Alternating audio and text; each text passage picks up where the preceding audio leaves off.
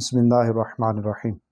آج کل عموماً یہ مسئلہ پوچھا جاتا ہے کہ موضوع پر مسح کر کے وضو کرنے کا اور نماز پڑھنے کا کیا حکم ہے۔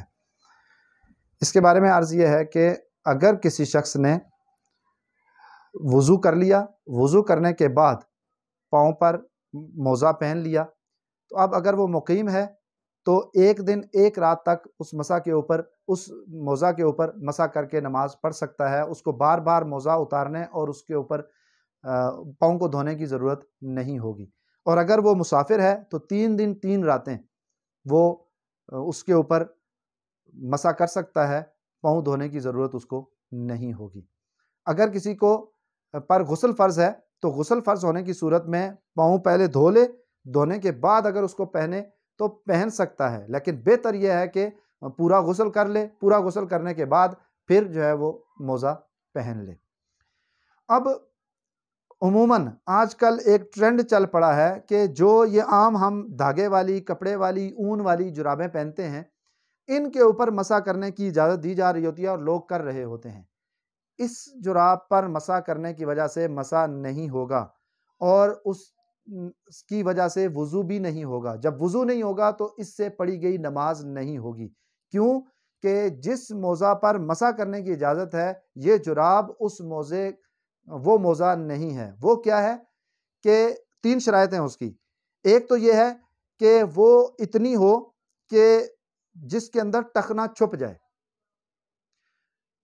اور وہ خود بخود جو ہے وہ پاؤں کے ساتھ کھڑی ہو سکے، اس کو اضافی کسی چیز کی ضرورت، پاؤں کے ساتھ پنڈلی کے ساتھ کھڑے کرنے کی اضافی کسی چیز کی ضرورت نہ ہو۔ دوسرا یہ ہے کہ وہ ایسے موزہ ہو کہ جس کو پہن کر بآسانی کچھ جو ہے وہ چل پھر سکیں، سفر کر سکیں، جو ہے وہ اس کے ساتھ جو ہے وہ چل پھر سکیں۔ اب یہ جو عام آج کل ہم جو جراب پہنتے ہیں، یہ جراب جو ہے اس کو ایک تو یہ ہے کہ پنڈلی کے ساتھ خود کھڑی نہیں ہوتی، لاسٹک وغیرہ گرپ ہوگی تو اس کی وجہ سے پنڈلی پر کھڑی ہوگی، اگر گرپ ختم کر دی جائے تو یہ نیچے آ جائے گی۔ دوسرا، اس کو پہن کر اچھے طریقے سے چلا نہیں جا سکتا۔ تیسری شرط اس کے اندر یہ ہے کہ وہ چمڑے کی ہو یا کسی ایسی موٹی چیز کی ہو کہ جس کے اندر پانی نہ جائے، پانی سرایت نہ کرے، اور کم از کم نیچے جو ہے وہ نیچے والا حصہ جو تلا ہے اس کا وہ چمڑے کا ہونا چاہیے۔ تو اب یہ جو جراب ہے یہ تو ایسی ہے کہ جس کے اندر پانی سرایت کر جاتا ہے، لہٰذا یہ جو عام جرابیں ہیں، اونی جرابیں ہیں، کپڑے کی جرابیں ہیں یا دھاگے وغیرہ کی جرابیں ہیں، ان کو پہن کر ان پر مسح کرنا شرعاً جائز نہیں ہے۔